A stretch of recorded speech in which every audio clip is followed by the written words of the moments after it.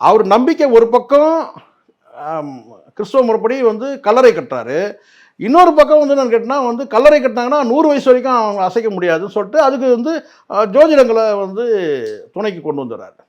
அப்போது இங்கே அவர் ஏதோ ஒரு கொஞ்சம் வந்து ஒரு உளவியல் சிக்கலில் இருந்திருக்கிறாருன்றது மட்டும் நம்மளால் புரிஞ்சிக்க முடியுது. நிறைய படிச்சிருக்கிறாரு, அவர் படிக்கிற நிறைய என்னை கேட்டால் நிறைய மேடைகள் ஏறி இருக்கணும். மேடை ஏறினது குறைவு. யார்? ராஜேஷ்.